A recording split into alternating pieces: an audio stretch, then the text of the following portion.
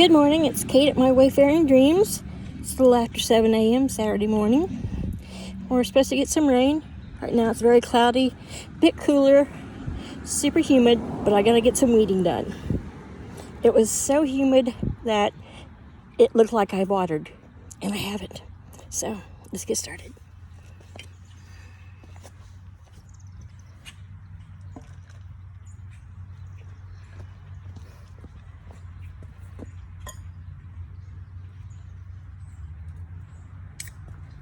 Here I am. Had to open my Red Bull. And I'll put my Red Bull right there for a moment. This early in the morning, I probably should slam it. But this one weed that I complain about all the time, never saw it until I moved here. Shallow roots, but it comes up like crazy. It'll come up overnight.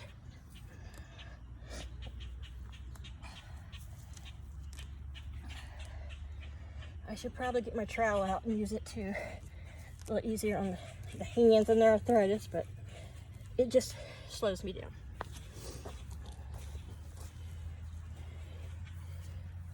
Come on, Chaos, you gonna come join me?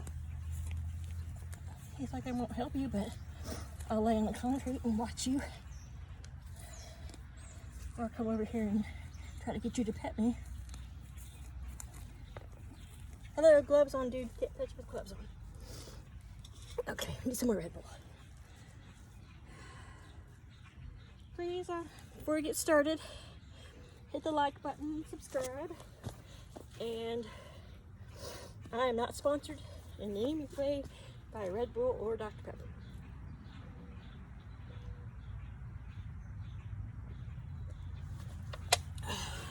I hope I'm talking loud enough. Not going to do a lot of talking because I got weeding to do. But anybody's curious, best way to do it is get them early. Try to get out in the morning while it's cool and with the ground is damp. Like I said, not from watering, but from our, 95% humidity or more, obviously, because there's water droplets on the leaves of things. It's the best time to get it done. And we all have, say that and want to get, let's get to those weeds early, but sometimes with the heat or just, whatever your day entails, you don't always have an opportune time. And like me with a garden that's, sorry, I had to belch, sun and shade, sometimes it's not always convenient that the weeds I need to pull are in the shade. Usually I've already gotten those, of course. So, according to the physical therapist, I shouldn't be doing things bent over like this, but squatting just makes my knee, it kills my knees. I put on my Amazon wish list for one of those chairs that could be a chair or like a thing you kneel on, because if the ground wasn't wet and there wasn't so much mulch, which is not very comfortable on the old knees, I would set my ass down. Though I have to shower, I don't want to have muddy knees. And just something about, I don't know. I've had ants attack me before, so not really in this garden, but I'm doing something silly like, crouching down. And as the biting flies have already had their feast this weekend, I just don't want to put my skin any closer to the ants' territory than necessary. And it looks like I'm going to have to do some deadheading of the salvia. And a lot of people, because it's a perennial, they don't think about that. Because you can get away with not deadheading it. But, alright, it will come back thicker, healthier, and put on a lot more blooms the entire summer if you do. And the most important thing is that it is loved by all the pollinators. So if you want stuff pollinated, make sure you got lots of salvia. The bees love it. I've also seen those funky oh, what do they call them? Caterpillar moths or whatever. The strange moth that doesn't look like a moth. I know the name of it, but I'm just not thinking this morning about anything but weeds. But anyway, the bees love it.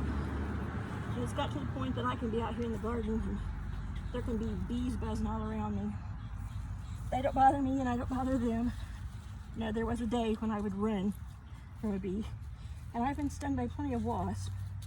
And once when I was younger, I guess I was about 10, and my uncle was going to give us, I think, kids $1 to pick up some leaves under this, I don't even know what kind of tree it was. Was it maybe it was in Tulsa. I don't think it was a magnolia, but it had been pruned, and he was going to pay us all $1 to go out and pick up leaves, gather up the leaves. So, you know, back then, $1 could buy you a soda or two and a big old bag of candy. So I was out there with my cousin, and we were tootling along, and I grabbed a wad of leaves, which that's why I'm thinking it might have been like a magnolia, but whatever it was had a big old bumblebee in it, and it stung the palm of my hand, like right in the fat meat part under your thumb. Oh my God, it was painful. Swelled up huge. Of course I had to stop. I still got $1 too, because, you know, I had picked up a lot also, and I got injured while doing it. And my uncle would have never been that way. You didn't do as much as that person, so you don't get any money. You know. Anywho, that's the only time I've been stung by a bee. I've been bitten by those little, I don't know what kind of bees they are, that they don't sting but they bite, down in North Carolina, but that was hardly noticeable. The biting fly that got me the other day when I was sitting in my swing, nothing spoils the joy of your swing more than having a fly bite you. And I saw it coming too, and I tried to shoo it away, and that little sneaky bastard got me anyway. But back to the bees. So I'm not allergic to bee stings or bites. I think that was just happened to be where it stung me, and maybe my first time getting it, but there's a lot of things, like I'm not allergic to poison ivy. My first husband used to sit when we go hunting or scouting for places to hunt. He was a hunter. They would send me first to keep an eye out for any poison ivy, because I mean, it could be in the wind and he'd get it in his eyes. But good old me, I found that out by one day me and my little brother were pedaling on our bicycles sometime in the 70s, side to side, and you know, none of us are, when you're a kid, you know, shit just seems to happen. But we got too close, tangled our pedals up, and crashed off to the side into some grass. We both landed on the same grass, crushed the same foliage, and he got poison ivy, and I didn't even have a bump. And I've been in it since then, not on purpose or to prove anything, just, you know, oh crap, what did I just touch? Ooh, this leaf feels nice. Let me touch it. Those kind of things, you know, dumb girl things, who knows, could have been high. You never know what you do in those days. But anyway, no rash, no whelps, no nothing, so I guess that just works out. I'm also immune to malaria, and some studies coming over from Italy, where there's a lot of people with my blood disorder, show that really the only people with thalassemia who are getting COVID or having any problems with COVID are people who have underlying health conditions like respiratory disease, liver disease, diabetes. So, I mean, nothing's conclusive, but they're theorizing that because I'm missing a beta strand in my hemoglobin makeup, I have a lot less of the protein that COVID likes to snack on. And my blood cells are too small for malaria really to get in, but people with hemoglobin disorders. We're so used to running on less oxygen and being anemic. We're already 20 to 40% more anemic than most people. The anemia, which is often what causes death and brain damage and heart problems with people who get malaria, doesn't happen to us. It's like a perk. Here, you're going to be tired all the time and have some piss poor hemoglobin. It's more prevalent in places where there's lots of mosquitoes. And they think it really developed just through evolution in those countries where mosquitoes were the biggest problem. But you know, they're still doing research. But I did break down and get the stupid shot, pretty much just for the state to make its numbers and to get my doctors to stop hounding me. And I have to get a couple new ones just for, you know, normal lady stuff. And I just don't listen to it. You know, I just didn't like being forced to do it, to get in line with all the other sheep. You know, the closest I come to socializing with people is Facebook and YouTube. You know, the clerk at the grocery store. But anywho, so I had to get the one that you have to wait 21 days between shots, which is good. I had to put it in my phone calendar because I wanted a Johnson & Johnson just for the fact that I would one shot and wouldn't have to deal with it going back or keeping up with an appointment, because I still had to wait. Even though I was 15 minutes before my appointment time, I still had to wait almost 30 minutes after my appointment time just to get my damn shot. But anyhow, weeding is going pretty good. Since I went through and pulled all the grass and weeds out 3 years ago, the summer of 2019, when I started it, I really only have to deal with this transient kind of weeds. A few grass weeds that pop up and stuff maybe dropped by the birds or whatever blows on the wind. Like, I don't know what this is. I probably should look it up or ask someone in my Delaware gardening group. But kind of embarrassed I've lived here this long and I still have not figured out what that weed is. But I know a couple other people who live here, they don't know what it is either, who've lived here their whole lives. So anywho, I'm glad I didn't water last night because everything out here would be swimming. The ground is quite wet. So it's good that they'll get some natural rain. It's supposed to start raining maybe around 10 a.m. It says for a few hours, but like I've said before, you can't always trust Delaware's weather forecast because they come out of Maryland. And often what they're predicting for us does not happen in Milton. I call Milton the black hole of Delaware weather because a storm will be headed for us. It'll hit DC, coming straight across to us, and right before it gets to us, it splits. And we don't get anything.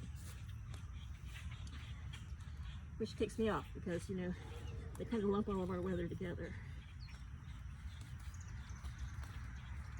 But we do get a certain channels you can get a good radar sometimes. I think they keep up with that because of the fishing and being a resort area, you know. You're gonna have some accuracy so you don't piss off all the money that's coming in. So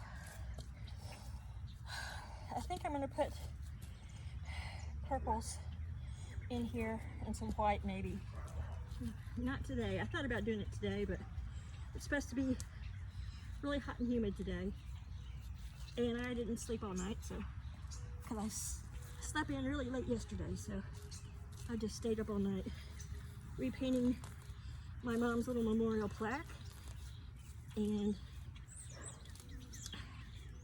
I needed some sparkly, shiny metallic paint, which meant I would have had to drive to the beach, to the hobby store, craft store, and get it. But I found some nail polish that I don't wear anymore. It's a shiny silver, the exact same color that was on there. Go figure. And so I just repainted the butterflies with that. And I put a good top coat on to protect them. So we'll see how that goes. I've been planning on getting a newer plaque or like a flag that's printed, but you know, it always seems that when I've got the extra money to splurge, I splurge on something else. Or I need to buy something, and I'm like, oh, okay, I've got some extra funds, I can do this, and I realize, wait a minute, I need this or that. Forever frustrating. So, pretty much everything is out of this area now. I was going to do the other area, but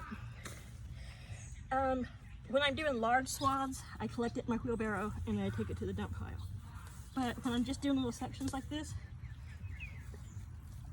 I just throw them out in my yard. Neighbor's dog won't behave. Vehicles are having to stop.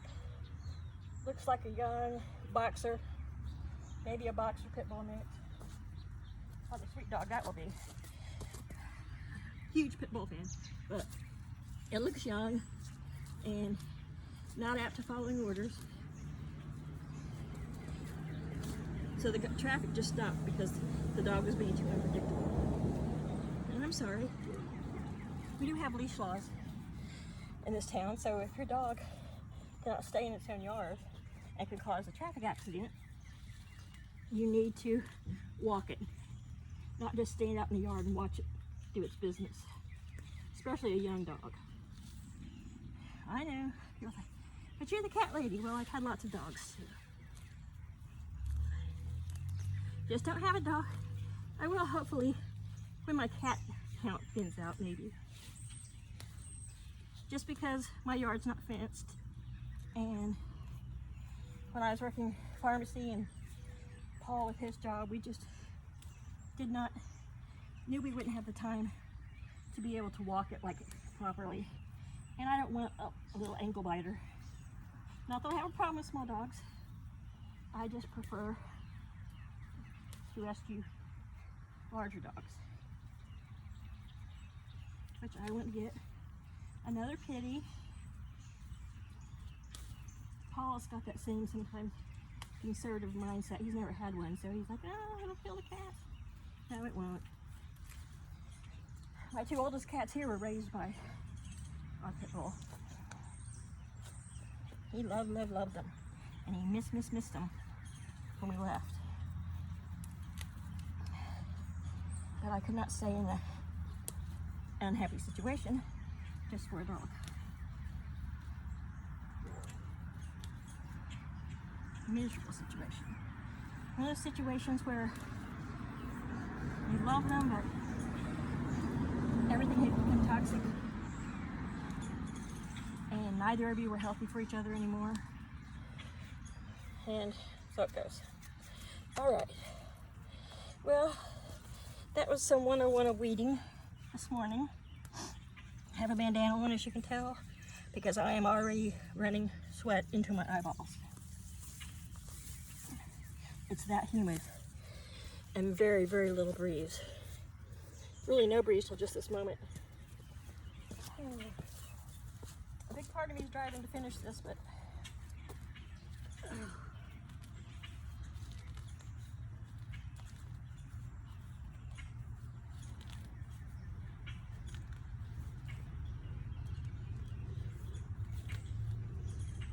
you get my little garden weasel out here and twist this stuff up. But it's not good to do when it's wet. It's too heavy and too hard sometimes to use that thin, wet soil. Hi, Chaos. You coming to help me? Did you eat your breakfast? I gave you fresh kibble. Yeah. If you guys had a visitor overnight that ate all your kibble, Skunk ate most of the stuff in the back. Paw out on the camera. A little young thing. as your sisters just watched it. You lay down under there. Yeah. Maybe today, if it cools off, maybe tomorrow, I'll put some bloom booster on that daylily. See if I can get her moving.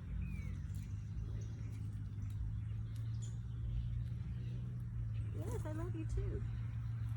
But I can't really do anything with your butt in my face.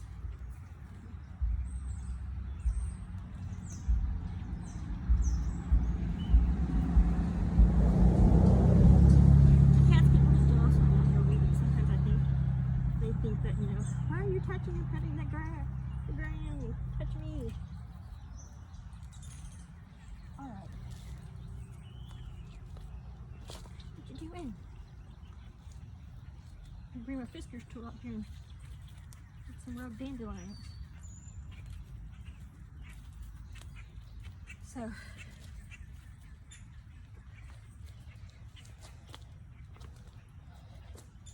as I am soaking wet, I'm sweating like a mofo, I'm going to end this video. Thanks for watching. I hope you all have a great weekend. There's Chaos, isn't he beautiful? He's 11. Chaos, say hi. Chaos, meow meow. There we go. All right, you guys have a great day.